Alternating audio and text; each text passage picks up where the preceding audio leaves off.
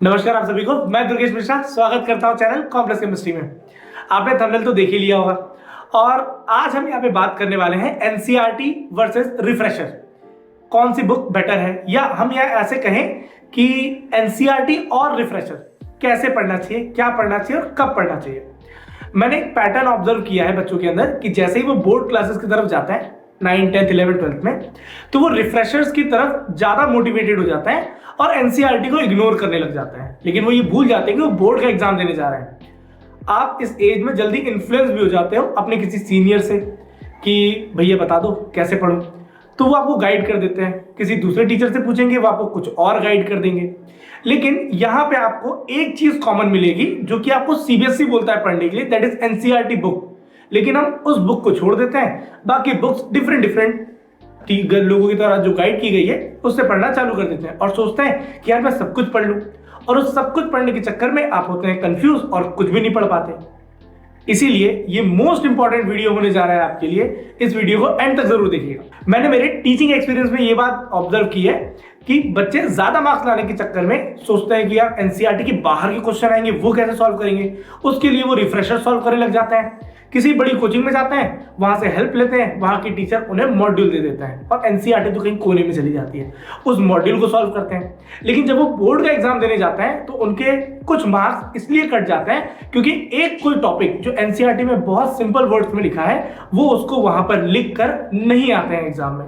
इसके कारण वो सोचते हैं यार हमने तो पूरा पढ़ लिया, लेकिन मार्क्स तो अभी भी नहीं आ रहे। तो मार्क्स आएंगे कैसे, ये समझते हैं हम लोग। देखिए, आपको मेरे ख्याल में सबसे पहले पढ़ना चाहिए एनसीईआरटी। जो एनसीईआरटी की बुक है उसको आप वर्ड टू वर्ड पढ़िए, हर एक सेंटेंस पढ़िए, उसके इंटेक्स्ट क्वेश्चन पढ़िए, उसकी एक्टिविटीज लगाइए, उसके जो बैक एक्सरसाइज के क्वेश्चन है हर एक चैप्टर के आपको पढ़ने बहुत ज्यादा जरूरी है, क्योंकि क्वेश्चन उन्हीं में से बनते हैं।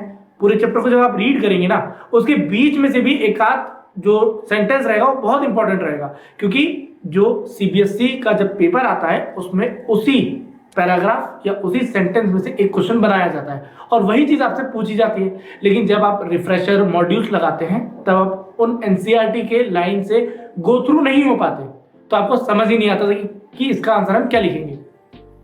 साथ ही साथ इसके अलावा आप एनसीईआरटी एग्जाम्पलर भी कर सकते हैं। अब एग्जाम्पलर करने से क्या फायदा होगा, देखिए रिफ्रेशर्स में आपको वैरायटी ऑफ क्वेश्चंस मिलते हैं, वही वैरायटी ऑफ क्वेश्चंस आपको एग्जाम्पलर में भी मिलेंगे और वो भी हेल्पफुल होंगे। देखिए मेरे मायने में सबसे पहले आप एनसीईआरटी पढ़िए, ठीक है, उसके बाद आप पढ़िए एनसीईआरटी एग्जाम्पलर।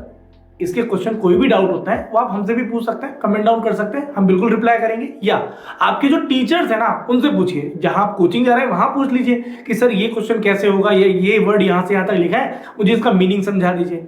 आप एक बार एनसीईआरटी और एनसीईआरटी एग्जाम्पलर पूरा गो थ्रू कीजिए।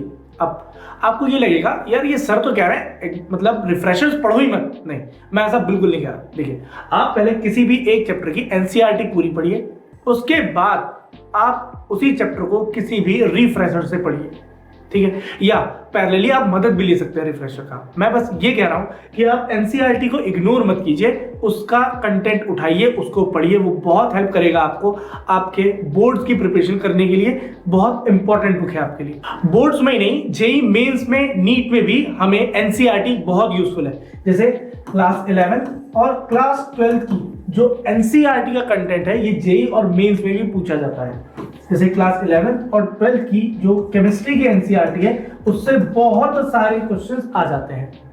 मैं दुर्गेश मिश्रा, हमारा ये यूट्यूब चैनल है कॉम्प्लेक्स केमिस्ट्री। यहाँ पे मैंने क्लास 10 की पूरी साइंस लास्ट ईयर पढ़ाई हुई है। लगभग 7-7.5 हजार सब्सक्राइबर इस चैनल पे हैं हमारे, और इस साल हम यहाँ पे वर्ड टू वर्ड एनसीईआरटी इस चैनल पे सभी बच्चों को पढ़ाएंगे। क्या पढ़ाएंगे उसमें, हम बेसिकली 11th और 12th क्लास की पूरी एनसीईआरटी पढ़ाएंगे केमिस्ट्री की, और क्लास 10th साइंस पूरी कंप्लीट, मतलब फिजिक्स, केमिस्ट्री, बायोलॉजी सब कुछ हम यहाँ पे पढ़ाएंगे। हमारे कुछ प्लेटफॉर्म्स हैं, जैसे कि हमारा एक टेलीग्राम चैनल है, यूट्यूब चैनल जिसपे आज आप हमें देख रहे हैं ये, और हमारा एक इंस्टाग्राम पेज भी है, यहाँ पे भी आप हमें फॉलो कर सकते हैं। थैंक यू सो मच हमारे साथ वीडियो में जुड़ने के लिए। अगर आपको कोई भी डाउट है आपके बोर्ड प्रिपरेशन से रिलेटेड तो आप हमारे कमेंट डाउन कर सकते हैं हमें यहाँ पे, हम आपकी हेल्प करने की बहुत कोशिश करेंगे। Thank you so much.